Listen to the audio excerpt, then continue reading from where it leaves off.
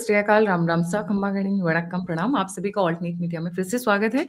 हमारे साथ जुड़े हुए शमिक मोइत्रा जी। बहुत इंटरेस्टिंग टर्न ऑफ इवेंट्स चल रहा है जियोपॉलिटिक्स में।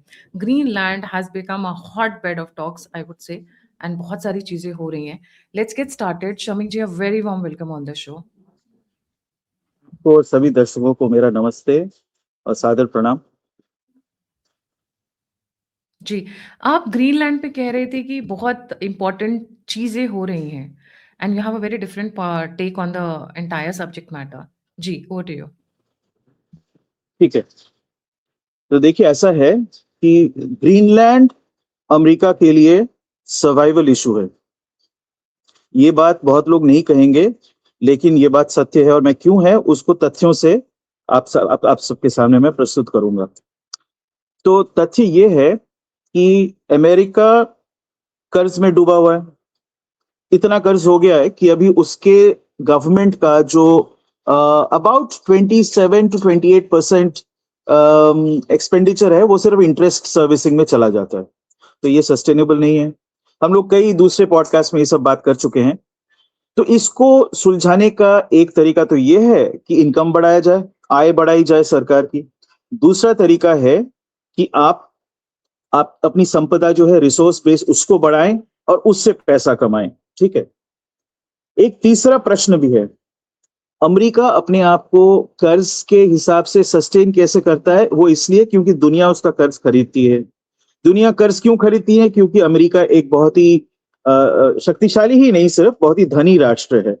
जिसके पास धन होता है कर्ज भी लोग उसी को देना चाहते हैं। ठीक है। अच्छा, अब ऐसा है कि अमेरिका कह रही है कि हम लोग धनी ही रहेंगे क्योंकि हम ये सेकेंड इंडस्ट्रियल रेवोल्यूशन लाने वाले हैं, artificial intelligence based, renewable resources based transportation, ये सब लाने वाले हैं। इसका जो आधार है वो रेयर अर्थ एलिमेंट्स हैं। ठीक है। इसमें कई तरह के ओर्स होते हैं। रेयर अर्थ ओर्स जो होते हैं वो एक ऑक्सीडाइज्ड फॉर्म में मिलता है। दुनिया में इस वक्त यूएस जियोलॉजिकल सर्वे के डेटा के मुताबिक 90 मिलियन मेट्रिक टन प्योर ओर है। एक्चुअली तो बिलियंस ऑफ टन है जिसमें वो मिलता है, लेकिन 90 मिलियन टन टोटल रिजर्व है।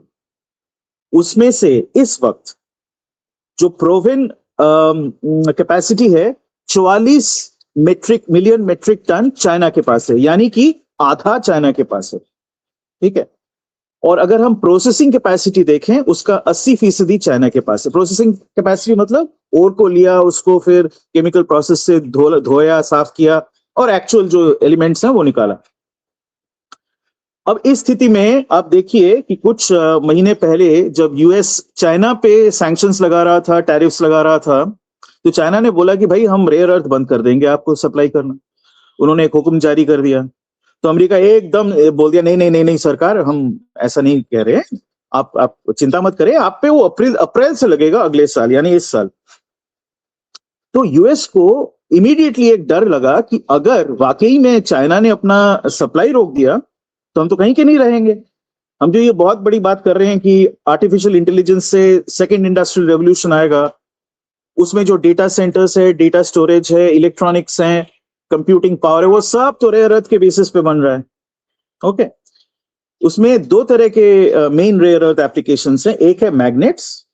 मैग्नेट्स जो मोटर्स वगैरह में लगता है, चाहे वो कंप्यूटर हो या इलेक्ट्रिक व्हीकल या फिर नॉर्मल हाइब्रिड या नॉर्मल व्हीकल, मोटर तो लगाना ही पड़ता है ना, चाहे हवाई जहाज हो। दूसरा है जो इलेक्ट्रॉनिक आइटम है ना, they have to sustain high temperature physics. तो वो भी रेयर अर्थ एलिमेंट्स ही सस्टेन कर पाते हैं, उसके लिए भी वो चाहिए। इसका मतलब क्या हुआ? ये जो द्वितीय इंडस्ट्रियल रेवोल्यूशन है या बिना रेयर अर्थ के आ नहीं सकता। ठीक है, ये एक कॉन्टेक्स्ट हो गया। अब आते हैं तथ्यों पे।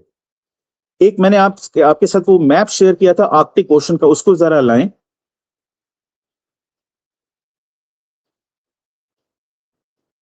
अच्छा, इसमें आप देखें कि वो आपको बीच में मैग्नेटिक नॉर्थ पोल और नॉर्थ पोल दिख रहा होगा, यानी उत्तरी मेरू। ये जो अंचल है ये फ्रोजन सी है, ये परपेचुअली फ्रोजन सी है। ग्लोबल वार्मिंग के चलते थोड़ा थोड़ा मेल्ट हो रहा है, लेकिन अभी भी फ्रोजन है। थोड़ा सा इसको छोटा करें, मैप छोटा करिए जरा। हाँ, अब देखिए दो तरफ, एक तरफ वो रशिया है और दूसरी तरफ कनाडा और यूनाइटेड स्टेट्स ऑफ अमेरिका है। बीच में आपको ग्रीनलैंड नजर आएगा। ग्रीनलैंड वो आइलैंड है, कह सकते हैं ये दुनिया का सबसे बड़ा आइलैंड है, नेचुरल स्टैंडिंग आइलैंड, जिसका टोटल जो कोस्ट लाइन तटीय क्षेत्र है वो 27,000 मील है, यानी ऑलमोस्ट 40,000 41,000 किलोमीटर्स। ये पृथ्वी का जो इक्वेटर है ना, उससे भी बड़ा है। क्यों है इतना छोटा आइलैंड, इतना बड़ा तट कैसे हो सकता है? वैसे कुछ खास छोटा नहीं है, 6 लाख स्क्वायर माइल इसका क्षेत्रफल है, क्योंकि इसमें फ्योर्ड्स हैं बहुत सारे। और ये तथ्य इंपॉर्टेंट है समझना। फ्योर्ड्स क्या होता है? वो तटीय क्षेत्र में ऐसे फोल्ड्स होते हैं लैंड में, ठीक है, और वो डीप सी हार्बर बन जाता है, जो ग्रीनलैंड के पास पूरे विश्व में सबसे ज्यादा है। अब इस मैप को थोड़ा सा ब्लो अप करें और ग्रीनलैंड का क्षेत्र जो उस पर फोकस करें, नीचे लाएं। अब देखिए, और थोड़ा, हाँ, बीच में। अब देखिए यहाँ पे उनका जो कैपिटल है उसका नाम है नूक। ग्रीनलैंड सबको पता है डेनमार्क का ही एक ऑटोनॉमस राज्य है, डेमोक्रेसी है, वहां पे उसकी अपनी सरकार है, पर ये डेनमार्क में आता है, डेनमार्क यूनियन में आता है। तो ये जो सदर्न क्षेत्र है ना, इसका जो दक्षिणी छोर है ग्रीनलैंड का, ये क्षेत्र सबसे सिग्निफिकेंट है। वो क्यों है? नंबर 1, जो आर्कटिक रूट है ना बिटवीन अमेरिका एंड यूरोप, नीचे वो एक छोटा सा आइसलैंड दिख रहा होगा एकदम नीचे, और उसके नीचे इंग्लैंड है, और फिर पूर्व की दिशा में नॉर्वे आता है। ये है अमेरिका से यूरोप आने का एक सहज मार्ग। ये छोटा मार्ग है, नहीं तो बड़े मार्ग से आप मध्य समुद्र से जाएंगे तो लंबा पड़ जाता है। तो ग्रीनलैंड स्ट्रेटेजिक है। दूसरा, आप देखेंगे कि ग्रीनलैंड के एक तरफ मैंने कहा था रूस है, दूसरी तरफ अमेरिका है। तो ग्रीनलैंड हमेशा एक खींचातानी के बीच में फंसा है इन दोनों देश के महाशक्तियों के नेवीज इसके इर्द गिर्द मंडराते रहते हैं। अच्छा, अब आते हैं उस बात पे जो मैंने पहले कही थी। तो ये एक भूगोल की स्थिति मैंने बता दी कि आर्कटिक रीजन जो है, इस पे अगर आपको कुछ भी करना हो तो ग्रीनलैंड पे वर्चस्व आवश्यक है। चूंकि ग्रीनलैंड डेनमार्क का पार्ट है, और चूंकि डेनमार्क एक नेटो देश है, तो अमेरिका के पास हमेशा से ग्रीनलैंड में बेसिस वगैरह रहे थे। पहले 17 बेस थे, अब वो घट के 3 या 4 रह गए हैं। लेकिन ये कारण नहीं है ग्रीनलैंड का जो महत्व है। ग्रीनलैंड 400 अरब वर्षों से एकदम क्या बोलते हैं, एक नेचुरली आइसोलेटेड स्पॉट है। यहाँ पे ह्यूमन पॉपुलेशन 50,000 मात्र है। जो वो सदर्न टिप, जो ये नूक कैपिटल दिख रहा है, उसके इर्द गिर्द ही है। तो ग्रीनलैंड अनएक्सप्लॉइटेड है। एक्सप्लॉइटेड क्यों नहीं हुआ? क्योंकि ग्रीनलैंड का एवरेज टेम्परेचर जो है वो -20-25 रहता है। बहुत ही इनहॉस्पिटेबल, बहुत ही डिफिकल्ट है उसके अंदर घुसना।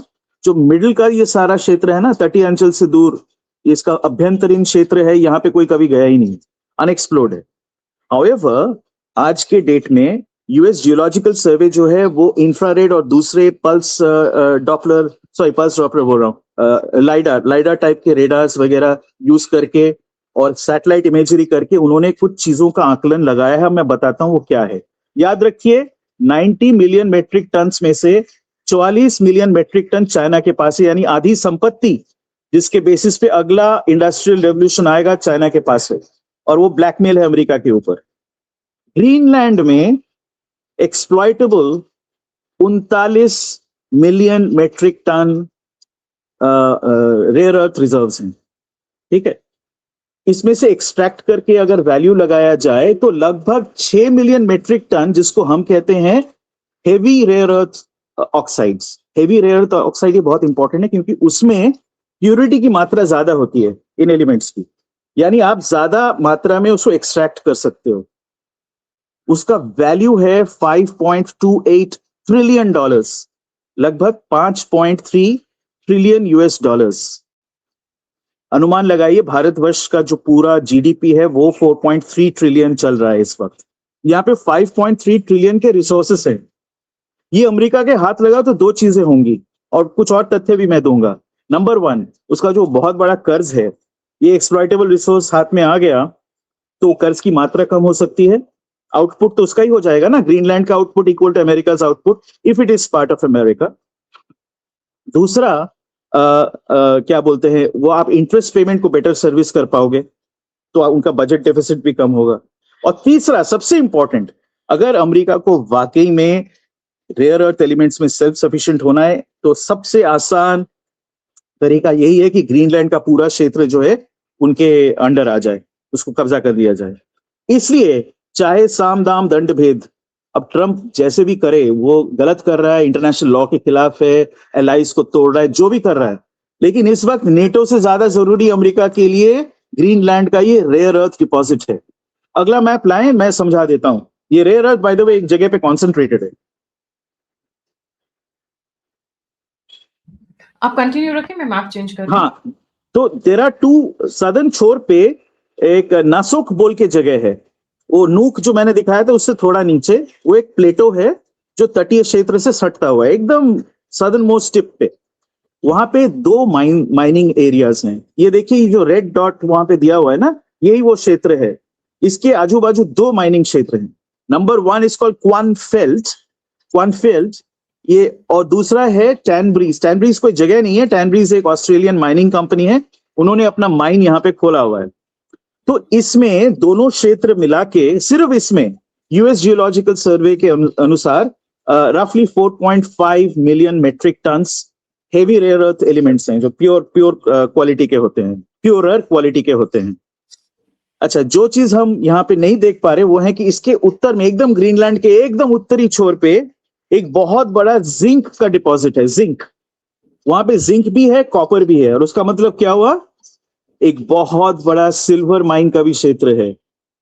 हम लोगों ने पहले भी पॉडकास्ट किया था, तो silver is a very important commodity, चाहे वो इलेक्ट्रॉनिक्स के लिए हो, इंडस्ट्रियल एप्लीकेशंस के लिए हो, या as a sort of precious metal which can act as a store of value. ठीक है, वहां पे जो इन्होंने इन्वेस्टिगेट अभी तक नहीं किया, मतलब एक्चुअल एक्सप्लोरेशन नहीं किया, कहा जाता है कि इतना रेयर अर्थ वहां पे है कि आप पूरे विश्व का ये 90 मिलियन मेट्रिक टन से भी एक्सीड कर सकते हो। तो आप सोचिए कि ये सदर्न छोर पे, सदर्न क्षेत्र में, ये छोटे से जगह से उनको 5.3 ट्रिलियन डॉलर्स का ये मिला है, और नॉर्दर्न एरिया और मिडिल एरिया एक्सप्लॉइटेड नहीं है। वहां पे कितना होगा, इसका 10 गुना ज्यादा हो सकता है। एक शॉट में आपको इतना खनिज संपदा मिलेगी कि मतलब आप तो सैकड़ों साल तक एकदम आपका वर्चस्व बना रहेगा। ये फिर है जरूर सबसे इंपॉर्टेंट बात। हाँ, अच्छा, एक चीज और मैं आपको बता दूं, एक छोटा ब्लैकमेल रशिया ने भी किया अमेरिका के साथ, और ट्रंप को काफी बेइज्जती सहनी पड़ी। एक तो शायद ट्रंप साहब अपने जो ब्रीफिंग नोट्स हैं वो पढ़ते नहीं है, तो पुतिन साहब ने आके जब कहा कि सर आप तो हमसे यूरेनियम खरीदते हो और दूसरे लोगों पे सैंक्शंस लगाते हो, आप तो डायरेक्टली हमसे खरीद रहे हो। America gets between 15 and 20% of its annual uranium supply from Russia, because Russia is the biggest producer of uranium, naturally occurring uranium. अब ग्रीनलैंड में एक और चीज है, यूरेनियम का एक बहुत अच्छा डिपॉजिट है, वही उत्तर की दिशा में और तटीय क्षेत्र में। ठीक है, तीसरा वहां पे थोरियम है। इन चीजों का भी अगर वैल्यूएशन लगाए, ये उतने तादाद में नहीं है, मतलब 5.3 ट्रिलियन या 50 ट्रिलियन जो अनएक्सप्लोर्ड है उसकी बात नहीं कर रहा हूं, शायद 100 या 150 बिलियन डॉलर्स का ही हो। लेकिन इससे क्या होता है, अमेरिका सेल्फ सफिशिएंट हो जाता है और वो रशिया से लेने की जरूरत नहीं बचती। अब आप सोचिए, ऐसे देश को जो आर्कटिक सागर के एकदम मध्य में है, जहां से आप पूरा ट्रेड रूट्स कंट्रोल कर सकते हो, नॉर्दर्न ट्रेड रूट की बात कर रहे हैं ना हम, वो INSTC बनेगा, ईरान से होते हुए, रशिया से होते हुए, आर्कटिक से होते हुए यूरोप को सप्लाई करेगा। ठीक है, या अमेरिका और यूरोप के बीच में ट्रेड वहां से जाएगा, वो तो है ही, वो भूगोल है। पर ये भूगर्भ का जो एक्सप्लॉयटेशन है, geological exploitation, that is the main issue. एक शॉट में ग्रीनलैंड लेने से America will become self-sufficient, capable of sustaining the second industrial revolution, right? And final point, Greenland is the source of the greatest amount of naturally occurring, प्राकृतिक तौर पे मौजूद drinking water, pure water, ice water, क्योंकि वो एक frozen land mass है। वहां पे टेम्परेचर कभी -10 के नीचे आता नहीं है। तटीय क्षेत्र में वो कभी 2-3 डिग्री पे आता है, बट अंदर वो ऐसा एक फ्रोजन बहुत बड़ा बर्फ का ढांचा है। वहां पे इतना आइस है, इतने मतलब बिलियंस ऑफ ईयर से जमा होते होते होते कि वहां पे आपको ये वाटर का एक पेरिनियल सोर्स मिल जाता है। और उसके साथ ही जो ग्लेशियल वाटर होता है ना, उसमें कई तरह के माइक्रोब्स और पदार्थ मिलते हैं जिसका बहुत हाई वैल्यू है in terms of new biotechnological and bio engineering research, creating new types of vaccinations, discovering different types of medicines also. ये एक मॉलिक्यूलर बायोलॉजी के स्तर पे ये देखा जाता है, क्योंकि ये जो जीवाणु है ना, ये मतलब बिलियंस ऑफ ईयर्स से वहां पे बर्फ में प्रिजर्व्ड है, तो ये हमें एक बहुत बड़ी कड़ी देती है एवोल्यूशनरी प्रोसेस का और नए नए तरीके के वो इम्यून सिस्टम्स तैयार करने का। तो ये जो सारा संपदा है अमेरिका कैसे छोड़ सकता है? जो देश कर्ज में डूबा हुआ है, जो अपना वर्चस्व कायम रखना चाहता है, जो सेकेंड इंडस्ट्रियल रेवोल्यूशन ला रहा है, उसको रेयर अर्थ चाहिए, आज चाहिए, अभी चाहिए, ये वेट नहीं कर सकते। ये अभी अगर नहीं लेंगे, एक रेयर अर्थ माइन डेवलप करने में भी 3-4 साल लग जाता है। They will completely lose the game, totally they will be at loss. इसीलिए वो लोग दक्षिण अमेरिका में घुसे, पर वो तो एक छोटा सा है, इसके कंपैरिजन में वो कुछ नहीं है। सो ग्रीनलैंड इज समथिंग ट्रंप नहीं छोड़ेगा। ट्रंप की जगह बम्प आ गया, बम्प की जगह नम्प आ गया, कोई भी आए अमेरिका में कोई फर्क नहीं पड़ता। ग्रीनलैंड विल बी टेकन, चाहे वो खरीद के ले, अगर मार्को रूबियो साहब अपने नेगोशिएशन में कामयाब हो जाए, या फिर जो जबरदस्ती ले वो लेंगे उसको। जैसे तो ये चीज है और इसको ये लोग नहीं छोड़ेंगे। जैसे उन्होंने अलास्का खरीद लिया था, जैसे उन्हें, वो तो फिर भी खरीदा था रशिया वो जापानीज वॉर के समय जापान के साथ उसका वो चल रहा था द्वंद्व, तो उसने अलास्का बेच दिया। उसको पैसे की जरूरत थी, पैसों की आवश्यकता थी, तो उन्होंने बहुत सस्ते में अलास्का बेच दिया अमेरिका। लेकिन ग्रीनलैंड जैसा संपत्ति कहाँ मिलेगा इनको, और कहीं नहीं मिलेगा, बहुत ही यूनिक है। Greenland is done and dusted, मतलब वो US, it is both done and dusted and it is a survival matter for the US, please understand. बिना इसके इनका वो एआई नहीं होने वाला है। एक चीज और है, ग्रीनलैंड वो परपेचुअली ठंडा रहता है, फिर भी हैबिटेट है ना, तो अगर आपको डेटा स्टोरेज सेंटर बनाना है, which is another leg of the AI revolution, right, बहुत हाई हीट जनरेट करता है ना, so you have to be in a cold place. AC की जरूरत नहीं पड़ेगी, आप नेचुरली स्टोर कर सकते हो अपने सर्वर्स को। सो डेटा स्टोरेज हब भी वो ग्रीनलैंड को ही बनाएंगे। तो वहां से ये रेयर अर्थ मिलेगा, यूरेनियम मिलेगा, थोरियम मिलेगा, दूसरे खनिज पदार्थ मिलेंगे, सिल्वर मिलेगा, बायोटेक्नोलॉजी के लिए सामान मिलेगा और डेटा स्टोरेज का हब मिलेगा। क्यों छोड़ेंगे उसको? और आर्कटिक को भी कंट्रोल कर पाएंगे। न्यू प्लेस टू ये कारण, new place for exploitation and race. So एक बार अगर ये ग्रीनलैंड ले लेते हैं तो they will become unbeatable because they already have technology. It will be unbeatable, absolutely, you are right, spot on. So जो वो अमेरिका विल बी अनबीटेबल, जो मागा की बात करते हैं ट्रम्प बार-बार, so I think he will do anything to make that happen because उनका core vote bank भी है and it is also about superiority complex. Americans carry a superiority complex feeling. तो उनको ये है कि भाई we have seen enough of hanky panky in the world. अब हमको वापस अपने पुराने glorified form में जाना है। एकदम एकदम। तो हमें ना ये आदमी के विशेषताओं को छोड़ के, मतलब ट्रम्प का जो इंटरैक्शन स्टाइल है, ये सब छोड़ के ये देखना चाहिए कि वो कर क्या रहे हैं और उसका नतीजा क्या होगा। सच्ची बताऊं, अक्सर जो लोग सामने ड्रामा करते हैं, they are very not like Zelensky style. Zelensky is a totally अलग कार्टून कैरेक्टर है, but a person like a billionaire and a businessman like Trump, अगर वो ड्रामा करे तो I sometimes feel he is doing it as a distraction, कि आपको सामने में नजर ना आए मैं पीछे प्लानिंग क्या कर रहा हूँ। ठीक है, मैं ट्रम्प देखिए, हाँ, ट्रम्प देखिए एक डिसरप्टर की तरह लाया गया है, तो सारा जो नॉइज क्रिएट करता है ना, लोग उसमें डिस्ट्रैक्टेड हो जाते हैं, किसी को गुस्सा आ जाता है, किसी को हंसी आती है, पर नीचे नीचे जो हो रहा है वो नजर नहीं आता है। तो ये ग्रीनलैंड का मैंने बता दिया, ये चाहे कोई भी हो, ट्रम्प नहीं होता, बाइडेन भी होता आज, तो भी ये होने वाला था, ये रुकने वाला नहीं था। Pressure is coming directly from the people in the deep state who are heavily invested in AI and the new economy. It will be done. End of story. So we are looking at new industrial revolution knocking on the doors of the world, I would say. और Trump पे मैं फिर से add करूंगी, Trump वो नहीं है, पागल नहीं है कि every second day he comes and gives new statements and that too for the media's entertainment. वो initially we also covered, वो रैंडम आदमी है, वो कुछ भी बोल देता है, बट ये उनके लिए अच्छा है। ये जो सारा नॉइज है ना, उसके आड़ में जो हो रहा है वो लोगों को नजर नहीं आता। राइट, चाइना को नजर आ रहा है डेफिनेटली, हमारे देश के जो एस्टेब्लिशमेंट के लोग हैं उनको नजर आ रहा है, हाँ डेफिनेटली। मैं तो पब्लिक सोर्स से ये सब बता रहा हूँ ना, मैंने सिर्फ I have just joined the dots.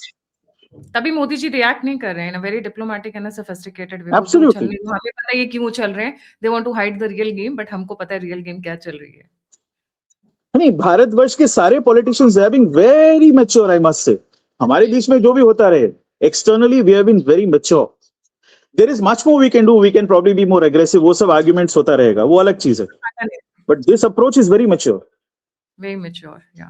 Thank you so much. It's a mind-blowing, details that we are getting. Imagine silver is running like a, मतलब एकदम रॉकेट की तरह भाग रहा है सिल्वर जो इनके मैंने पास, प्रेडिक्ट किया था लास्ट महीने, if I might remind people, मैंने यही प्रेडिक्ट किया था कि रॉकेट की तरह भागेगा, कोई रोक नहीं सकता।